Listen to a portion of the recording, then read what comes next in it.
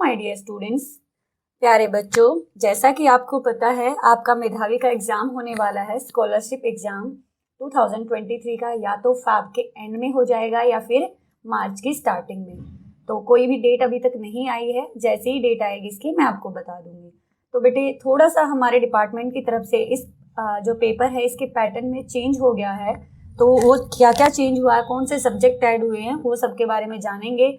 पहले आपके लिए 120 क्वेश्चन होते थे और 120 मिनट ही मिलती थी, यानी कि 120 क्वेश्चन जो होते थे उनके लिए हमें कितने घंटे मिलते थे? 2 घंटे मिलते थे।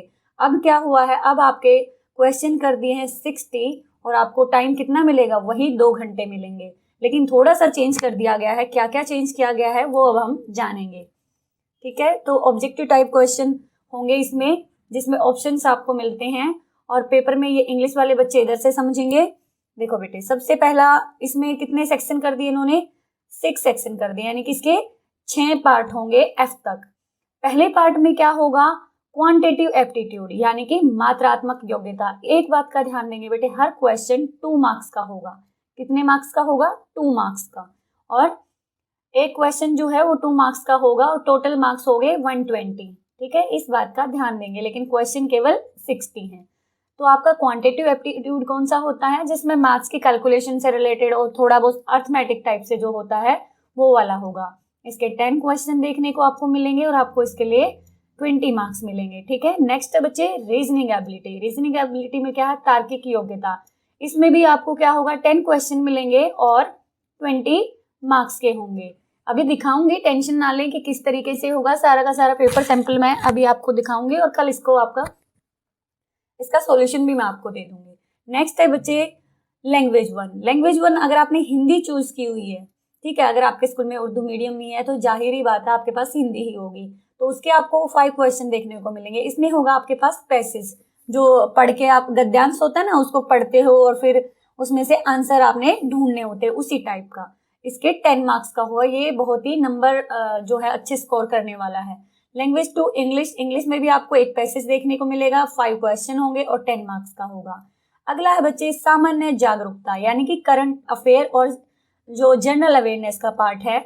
इसमें जैसे आपके आसपास जो घटनाएं घटती हैं हमारे देश में, हमारे अंतर्राष्ट्रीय स्तर पर, उनसे रिलेटेड क्वेश्चन और छोटे बहुत मोटे जीके के क्वेश्चन जो आपको पता होने चाहिए। तो 10 क्वेश्चन देखने को मिलेंगे, 20 मार्क्स का होगा। फिर आपकी जो पाठ्य पुस्तक है उसमें से भी क्वेश्चन होंगे, वो 20 क्वेश्चन होंगे लेकिन 40 मार्क्स के होंगे, ठीक है। 20 यानी कि 5 क्वेश्चन किस में से होंगे? आपके ईवीएस में से, 5 एसएसटी में से, 5 हिंदी में और 5 इंग्लिश में। तो आपको 5 क्वेश्चन इसके देखने को मिलेंगे, ठीक है। और इनकी हमें अच्छे से तैयारी करनी है। तो अब देखते हैं।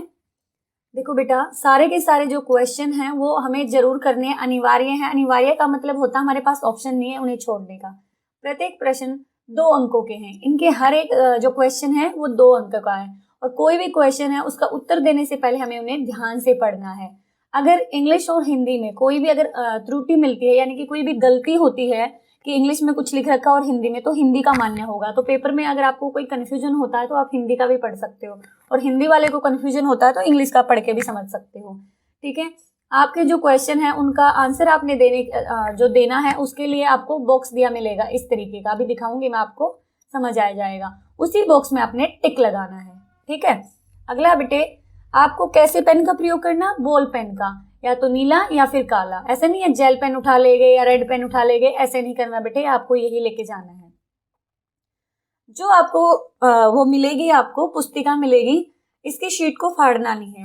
जब तक आप वहां पे बैठे हैं परीक्षा भवन में, उसको बिल्कुल अच्छे से आपने देखभाल करनी है। कुछ भी पेज ना फटे, जैसे मिटाते वक्त आप फाड़ देते हो ऐसे नहीं करना है, पूरा अच्छे से करना है। और उत्तर पत्रक निरीक्षक को सौंप देना, यानी कि जो इन्विजिलेटर होंगे, जो टीचर वहां पे ड्यूटी दे रहे होंगे, उनको आपने अपनी सीट देनी है। किसी भी तरीके का लैपटॉप, कैलकुलेटर, मोबाइल लेके नहीं जाना है। और कोई भी अगर आप गलत तरीके से वहां पे बैठे होंगे, यानी कि कुछ चीटिंग करते मिले, तो आपको वहां पे बैठने की अनुमति नहीं दी जाएगी। रफ कार्य के लिए स्थान निश्चित है और रफ कार्य के लिए आपको जगह दी गई है, वहीं पे आपको रफ कार्य करना। जैसे मैथ्स के क्वेश्चन आपने सॉल्व करने, ऐसा नहीं है बीच बीच में कहीं भी सॉल्व करोगे, तो आपको उसके लिए जगह दी हुई है। मैं बताती हूँ किस तरीके से आपने देखना। अभी मैं सोल्व नहीं कराऊंगी इसको, अभी मुझे सिर्फ आपको सिलेबस बताना था, अभी सिर्फ पेपर दिखाऊंगी आपको, ठीक है। शाम को या फिर कल इसका वीडियो आपको मिल जाएगा। देखो बेटे, सबसे पहले क्वांटिटेटिव एप्टीट्यूड, इसमें क्या है 10 क्वेश्चन आपको इस तरीके के मिलेंगे, ठीक है। और आपने आंसर कहाँ करना है, अब मान लो इसका आंसर ये वाला है तो ऐसे टिक लगाना है, ठीक है। अगर मान लो आपको लगा अरे ये नहीं है इसका आंसर तो ये है, तो आप इसको क्रॉस करोगे और यहाँ कर दो, ऐसे नहीं करना है, तो आपके ये बिल्कुल काउंट नहीं होगा, ये गलत माना जाएगा आपका। आपने जहां लगा दिया एक बार, दैट्स ओके, बिल्कुल सोच समझ के अच्छे से निकाल के तो निकालना है, ठीक है बेटे। हाँ, बिल्कुल आराम आराम से करना है, टाइम घर पे ही पहले प्रैक्टिस कर करके देखनी है कि 2 घंटे के अंदर हम इस पूरे पेपर को सॉल्व कर लें। तो इस तरीके के क्वेश्चन आपको वहां पे देखने को मिलेंगे। बहुत ही आसान पेपर है, कोई मुश्किल नहीं है, बस थोड़ा सा पैटर्न चेंज है इसलिए आपको अलग लग सकता है। आपकी मैम ने भी स्कूल में कराया हुआ है और मैं भी आपको ये सारी चीजें करवा दूंगी। रीजनिंग का देखिए इस तरीके से, रीजनिंग ये होती है, आपको सोच समझ के आंसर देना होता है। जैसे कि ये क्वेश्चन है, मधुमक्खी छत्ता, मधुमक्खी कहाँ रहती है, छत्ते में, और कुत्ता कहाँ रहता है, तो कुत्ता घर में। तो इस तरीके का मान लो ये आंसर है, ऐसे टिक लगाएंगे हम। इसी तरीके के आपको क्वेश्चन देखने को अपने पेपर में मिलेंगे। अब कुछ बच्चों का मेरे पास मैसेज आएगा, मैम सेम पेपर आएगा, बेटे सेम नहीं आएगा, कुछ इसी तरीके का आएगा, ठीक है। सेम तो कभी नहीं आता, इसी तरीके का पेपर आएगा। तो 10 क्वेश्चन आपको रीजनिंग के मिलेंगे। अगला पार्ट है बेटे, देखो मैंने बोला था सेक्शन सी जो है हिंदी लैंग्वेज का है, ये आपने पैसेज पढ़ना है और इसी के आधार पर इनके क्वेश्चंस के आंसर देने हैं। नेक्स्ट वन उर्दू का है, उर्दू वाले बच्चों के लिए। उसके बाद है बेटे इंग्लिश का ये पैसेज पढ़ना है, उसी के आधार पर ये क्वेश्चंस के आंसर आपको करने हैं। नेक्स्ट है जनरल अवेयरनेस का, ये देखो मैंने बोला था ना जनरल अवेयरनेस के क्वेश्चन पूछे जाएंगे। जैसे ये पूछा गया क्षेत्रफल के आधार पर विश्व में भारत का कौन सा स्थान है, तो 7वां स्थान है, 8वां स्थान है, कौन सा है, तो 7वां स्थान है। तो इस तरीके के ये सारे के सारे वर्तमान में भारत में राज्यों की संख्या कितनी है, 28। तो इस तरीके से हमने इनको सॉल्व करना है। ऐसे क्वेश्चन आपको देखने को मिलेंगे, बहुत ही आसान है, कुछ भी मुश्किल नहीं है। ये कल मिल जाएगा आपको इसका पूरा सॉल्यूशन का वीडियो। अब देखो अब आपकी बुक में से आया, निम्न में से कौन अंडे नहीं देता, तो कौन नहीं देता, चमगादड़। तो आपने इस तरीके से टिक लगाना है, ठीक है बेटे। तो आपको ये 5 क्वेश्चन किसके मिले, ईवीएस के।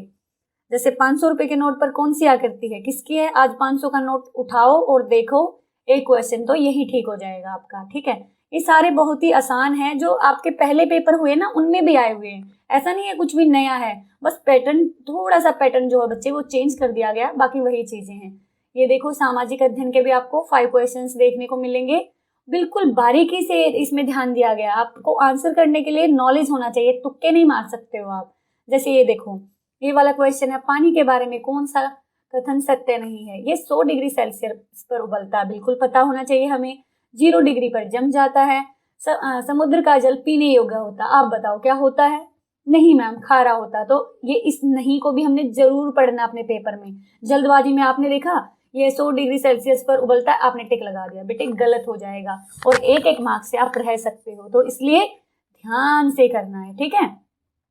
इस तरीके के आपको हिंदी में देखो, हिंदी में आपको ये वाला जो पर्यायवाची हैं मैंने करवाए हुए हैं उनको अच्छे से देख लेना, उन्हीं में से आया हुआ है। हिंदी का ये भी, गांधी जी का जन्म गुजरात के गांधीनगर में हुआ, उन्हें राष्ट्रपिता कहा जाता है, तो ये कथन तो ठीक है, ये गलत है, तो आपको इन्हीं में से बताना है कौन सा वाक्य सही नहीं है। इस तरीके से आपको क्वेश्चंस के आंसर करने हैं। अब आपको हो गए ग्रामर नहीं आई, देखो व्याकरण इनमें मिक्स कर रखी है, ये यहाँ पे इन्होंने पूछ लिया मुहावरे और यहाँ पे पूछ लिया इन्होंने सिनोनिम्स पर्यायवाची। तो देखो हुदहुद के बारे में, ऐसे ही फिर इंग्लिश के क्वेश्चंस पूछ लिए, अपोजिट वर्ड भी पूछा इन्होंने, पेयर वाले वर्ड भी पूछे हैं। इस तरीके से यहाँ पे रफ कार्य का काम करना है, रफ के लिए आपको दिया हुआ है। तो प्यारे बच्चों आपके पेपर में यही आएगा, आपको इसकी जल्दी से इसकी सारी की सारी जो तैयारियां हमें करवा दूंगी, टेंशन नहीं लेनी है। 15-20 दिन हमारे पास है, हम अच्छे से तैयारी कर सकते हैं, लेकिन आपको तैयारी साथ साथ अपनी दोगुनी कर देनी है अच्छी तैयारी के लिए। अगर वीडियो अच्छा लगा तो बच्चे लाइक करना, शेयर करना, ताकि आपके सारे दोस्तों को पता चल जाए। चैनल पर नए हैं तो सब्सक्राइब जरूर करना, ताकि आप जैसे ही मैं वीडियो डालूं आपको पता चल जाए और आप अच्छे से इनकी तैयारी कर सकें। मिलते हैं प्यारे बच्चों अगली वीडियो में।